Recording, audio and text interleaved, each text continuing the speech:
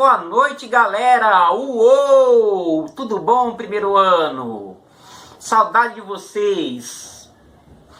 Não estamos juntos no presencial, mas estamos juntos no virtual aqui. Se Deus quiser, em breve vamos estar juntos de verdade, né? Vamos lá para a correção da nossa lista de exercícios de fixação de história. Bom, primeira questão. Explique como Charles Darwin teorizava a respeito da evolução das espécies. O Darwin era um cientista, um biólogo do século XIX, e ele formulou a teoria da evolução das espécies. Ele dizia que as espécies que se adaptavam ao meio natural eram as que permaneciam, as que não se adaptavam ao meio natural, as que não iam se mutando para permanecer, acabavam desaparecendo e dando espaço para outras. Beleza? 2. Descreva algumas diferenciações existentes entre os muitos tipos de primatas. Primatas somos nós e os nossos primos, macacos, gorilas, etc. Bom, nós temos em diferença o tamanho do cérebro. Está aqui dentro do meu cérebro. Nós, seres humanos, nós temos um cérebro bem grande, porque o estímulo da nossa inteligência fez o nosso cérebro crescer muito. Por outro lado, ó, mandíbula pequena, os nossos dentes ficaram menores, porque quanto mais a gente usou o cérebro, a gente aprendeu a picar os alimentos, a moer, a cozinhar. Então a gente precisou rasgar menos a carne com os dentes, precisou mastigar menos. Então, o uso do cérebro fez com que a nossa mandíbula diminuísse e as nossas presas também. Nós também desenvolvemos a postura ereta, aprendemos a andar reto, e o bipedalismo, aprendemos a andar sobre dois pés, duas patas, né? A nossa mão tem o grande polegar opositor, que nos dá essa facilidade de pegar com firmeza os objetos, que foi muito importante para que os nossos antepassados pudessem desenvolver objetos, armas, porque esse polegar permite que a gente segure com uma firmeza que os outros animais não têm, os outros primatas não têm. A nossa pele, que não é peluda como a dos macacos. Por que isso é importante? Porque como nós corremos bem, o ser humano corre bastante e os outros primatas não, a gente tem um sistema de resfriamento do corpo através do suor. O suor sai pela nossa pele, através da nossa pele, e os primatas, macacos, por exemplo, são peludos, e através da pele deles, com os pelos, não dá para eliminar o suor. Então, a gente tem essa diferença. Nós temos também a diferença na visão. A gente tem a visão em profundidade, a gente enxerga as cores das coisas. A nossa face, ela é muito expressiva. A gente consegue sorrir, a gente consegue demonstrar tristeza, a gente consegue demonstrar dúvida. A gente tem um rosto que expressa muita coisa. Que mais? A nossa maturação é diferente, até 9 meses. Que mais? Essa evolução deixou a gente bem diferente dos outros primatas, tá? O gênero Homo desenvolveu de uma forma bem diferente. 3. Como os historiadores classificam a pré-história? Quais características foram determinantes para mudar da pré-história para a história? Os historiadores do século XIX eram positivistas, eles davam um valor gigantesco para o texto escrito. Então, para eles, antes da invenção da escrita, não tinha história. Só que a história é toda ação humana. Então, todo humano que faz ações, né? Todo humano que age no tempo e no espaço tem história. As pessoas analfabetas têm história, os povos que não desenvolveram a escrita têm história também. Então, não existe essa coisa do não tem, o povo não desenvolveu escrita, não tem história. Tem história sim. Só que por questões de tradição e facilidade, como esses homens do século XIX já classificavam esse termo antes da antiguidade de pré-história, tudo bem, a gente chama de pré-história. E um outro detalhe é A fundição de metais. O primeiro metal que o ser humano aprendeu a trabalhar foi o cobre. O cobre ele é o metal mais maleável, mais molinho. Então, os primeiros objetos de cobre, o ser humano utilizava batendo, amassando o cobre. Com o tempo, o ser humano aprendeu a derreter o cobre, fundir e colocar em forma para obter objetos, armas, utensílios com o cobre. E esse período, cerca de 4.000 AC, ou seja, mais ou menos 6.000 anos atrás, é conhecido como pré-história. Beleza? Questão número 4. De forma descritiva, selecione os detalhes que você considera mais interessantes sobre o Paleolítico. O Paleolítico, né? Paleo quer dizer antigo, lítico, pedra. Paleolítico, pedra antiga, também chamado de época da pedra lascada. Por quê? Porque os nossos antepassados faziam objetos de pedra e de osso. Pegavam sílex, que é uma pedra bem dura, batiam sílex no outro até que ele rachasse, criasse lascas. Essas lascas pontudas eram utilizadas como faca, como ponta de lança, como ponta de flecha. E dessa forma utilizado para a defesa, para a caça. Só que esse hominídeo do período paleolítico ele enfrentou a glaciação, né, a era do gelo. E aí ele teve que ser criativo. Para se proteger do extremo frio, ele teve que desenvolver as roupas, ele teve que se abrigar em caverna. Ele teve que criar instrumentos mais hábeis para caça, mais eficazes, né, para caça. Teve que aprender a construir habitações. Então ele teve que desenvolver mais o cérebro, tá? Vamos continuando. Na questão número 5, a humanidade passou por grandes evoluções no Neolítico. Descreva algumas dessas evoluções. Neolítico, pedra nova, também chamado de pedra polida. Por que pedra polida? Porque o ser humano aprendeu a polir a pedra. Passando uma pedra na outra, ele ia obtendo pontas melhores, pontas mais eficazes, né, do que eram as pontas de pedra lascada. Pontas com uma técnica mais apurada. E também, como o ser humano ia desenvolvendo mais o seu intelecto através dessas novas técnicas, ele deixou o nomadismo. No nomadismo, o ser humano era caçador e coletor. Ou seja, ele coletava vegetais e caçava animais para obter alimento. Quando esses recursos se esgotavam, ele mudava de local atrás de mais alimentos. Sem alimentos, o ser humano não vive. Aliás, nenhum ser sobrevive sem alimentos. Bom, a observação das mulheres, que são muito perspicazes, fez com que a humanidade desenvolvesse a agricultura. E os caçadores que começaram a domesticar e criar animais, desenvolveram a pecuária. Pronto.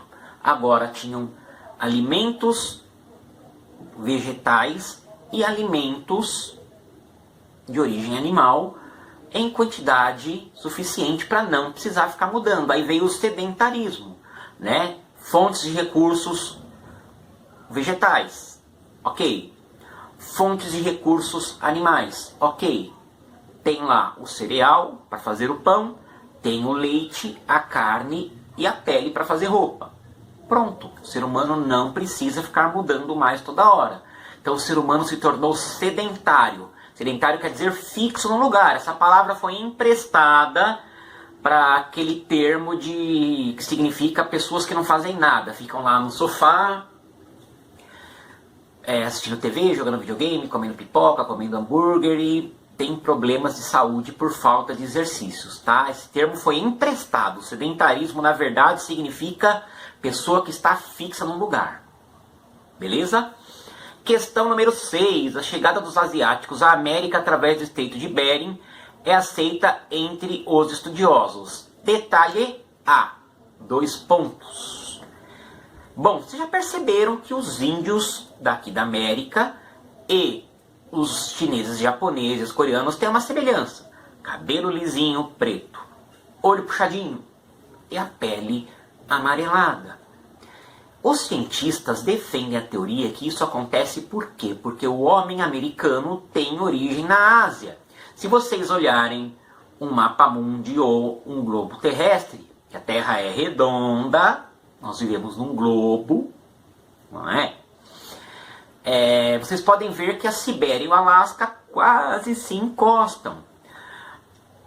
No último período glacial, né, na famosa Era do Gelo, que vocês conhecem por causa do desenho, os teóricos diziam que havia um desnível de mais de 100 metros acima do mar.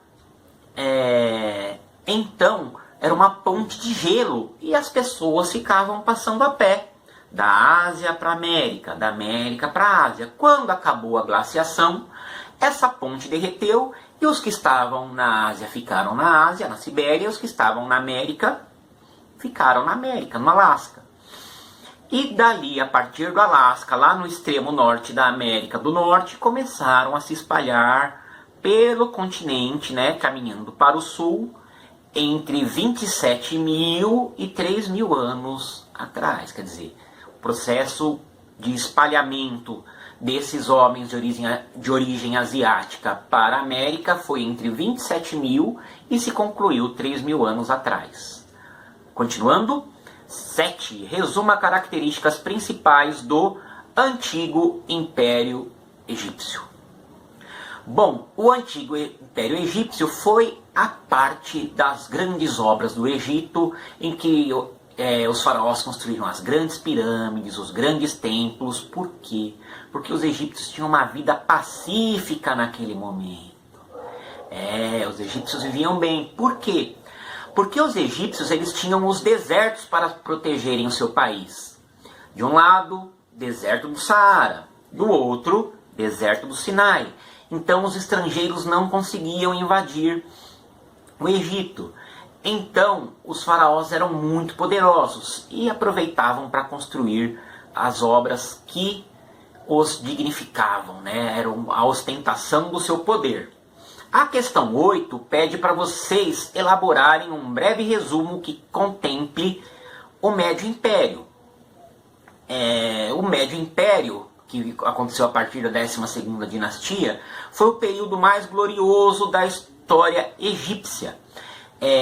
Ele foi um período assim. O faraó começou a governar junto com o príncipe, o seu sucessor. Por quê? Para que isso trouxesse uma transição de governo mais tranquila, para que não houvesse uma mudança abrupta quando o faraó falecesse e o seu filho entrasse no lugar. Por quê?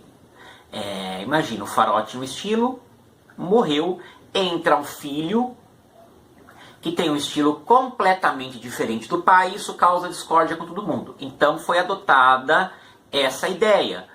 O faraó dividiu o poder com o seu filho para que houvesse, né, uma garantia de sucessão e que diminuísse as rivalidades. Os nomarcas, que eram os chefes regionais, o poder deles caiu muito nesse período, porque o faraó, no Médio Império, era ele e o filho dele. Ninguém mais governava, tá? Que mais? O faraó mandou fazer um recenseamento, contar todos os egípcios para cobrar impostos. De onde vocês acham que vinha toda a riqueza do faraó? Se cobrava muitos impostos do povo egípcio, tá? Que mais? Só que povos oriundos da Ásia, mais precisamente da Ásia Menor, os hititas, os Ixos, os hititas vão aparecer pelo Egito mais para frente, são os Ixos, Ixos. Eu sempre brinco nas aulas, é um povo que começa com soluço, os Ixos. Os Ixos invadiram o Egito a partir do delta, o delta do Nilo, o norte. Continuando, a questão número 9 pede para dar detalhes sobre o novo Império Egípcio e a decadência política. O novo Império Egípcio ele se iniciou quando os Ixos foram expulsos. Foi um período de grande influência dos sacerdotes, o que gerou uma reação do faraó Amenófis IV.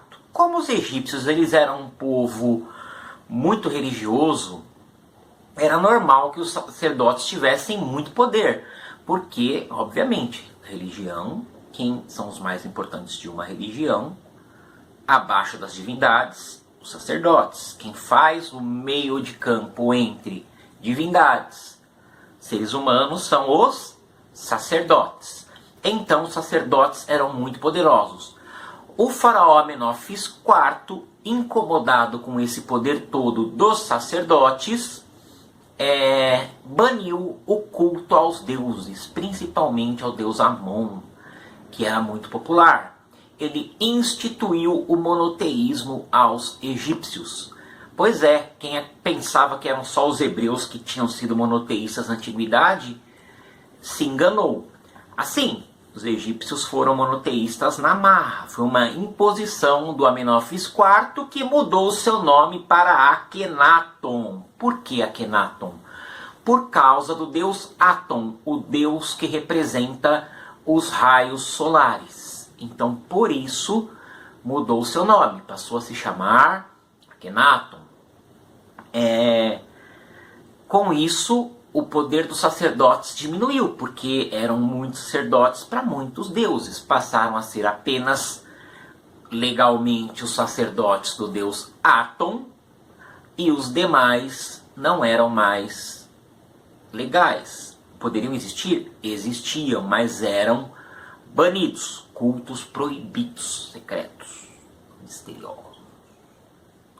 Bom, quem sucedeu o faraó Akhenaton após a sua morte foi o Tutankhamon. O politeísmo egípcio já tinha sido restaurado. Os egípcios voltaram a crer em várias divindades. O Tutankhamon governou um pouco tempo, morreu jovenzinho. O Tutankhamon, para sua infelicidade, morreu jovem, mas para a felicidade dos arqueólogos e historiadores modernos, a sua tumba era uma do Novo Império, que eram diferentes das tumbas antigas, do Antigo Império, que eram as pirâmides. As pirâmides eram ostentação de poder dos faraós, diferente dos túmulos do Novo Império. Como os faraós buscavam ostentar o seu poder através das pirâmides, construções grandiosas, que mostravam que lá dentro estavam seus tesouros, isso atraía ladrões. Pois é, quem pensava que ladrão é novidade, que é coisa dos tempos atuais, negativo. Aquelas imensas pirâmides que ostentavam poder e riqueza atraíam ladrões, sim. Então, já no Novo Império, mesmo que alguém fosse muito poderoso, faria um túmulo discreto e até meio escondidinho, como era o caso da tumba do Tutankhamon. Para os historiadores e arqueólogos da Idade Contemporânea, isso foi ótimo, pois foi uma tumba totalmente intacta. Muitas das coisas que se conhece sobre o Antigo Egito vieram da tumba do Tutankhamon. Após a morte do Tutankhamon, o general Horemheb, nome difícil, Horemheb, é isso aí, Horemheb, tomou o poder. Como o Egito estava enfrentando a ameaça dos hititas, antes eram os Hyksos, agora os hititas. Hyksos eram um povo, hititas outro povo. Não confundir, às vezes a gente confunde. Então, o Egito teve que se militarizar. O Egito não tinha exército forte antes da invasão dos Hyksos. Após a invasão dos Hyksos, a ameaça dos hititas, os egípcios foram obrigados a ter um exército. Vamos lembrar lá atrás do Antigo Império. Os egípcios eram protegidos pelos desertos. Ninguém chegava através do deserto do Saara, ninguém chegava pelo deserto do Sinai. A partir da invasão dos Hyksos, se descobriu como invadir o Egito. O Egito foi obrigado a manter uma força militar, manter um exército. Aí o Egito começou também a querer conquistar território e chegou a conquistar terras no norte da Mesopotâmia. E aí quem com ferro fere, com ferro será ferido.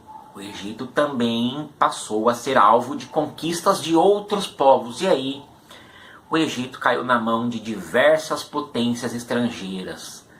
Depois dos hititas vieram os assírios, da Mesopotâmia, vieram os persas, vieram os macedônios do Alexandre o Grande, ou Alexandre Magno, veio o poderoso Império Romano dos Césares. Depois que o Império Romano se dividiu, o Egito fazia parte do Império Bizantino. O Império Bizantino caiu nas mãos dos islâmicos, do Império Islâmico. Hoje, o Egito moderno, o Egito de hoje, então, o Egito atual, ele é um país árabe, de maioria da população islâmica. Existem árabes católicos na Igreja Copta. São cristãos árabes católicos ortodoxos, aquele tipo de catolicismo do Oriente Médio, tá?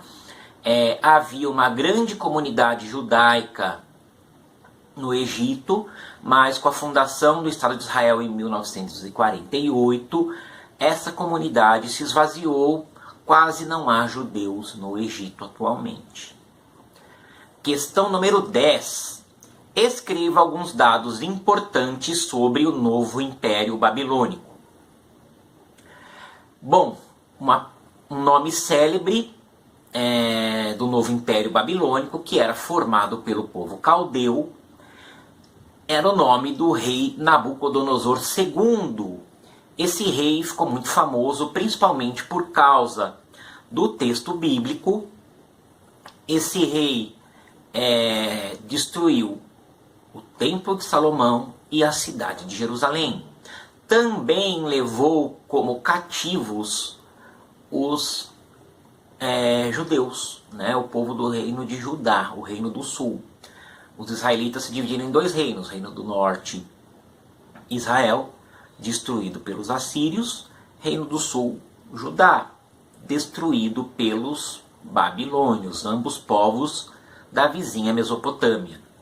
Então Nabucodonosor II destruiu o Templo de Salomão, o original, tá? O Templo de Salomão da Antiguidade, construído pelo rei Salomão.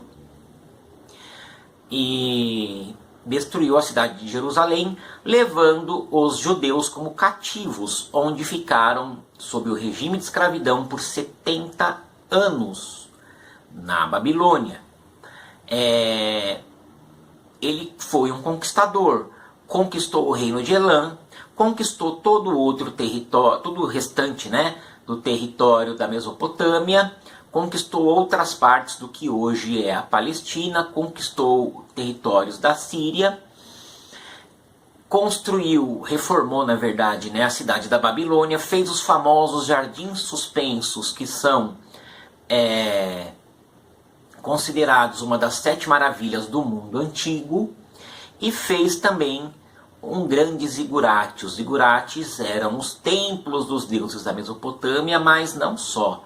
Eram também centros administrativos, armazéns, serviam como banco, eram prédios importantes, multiuso. Serviam como observatório astronômico também. Os zigurates eram muito importantes na cultura da Mesopotâmia. Beleza, galera? Qualquer dúvida, entre em contato com o professor. Tá bom? Saudades de vocês. Beijão! Uou!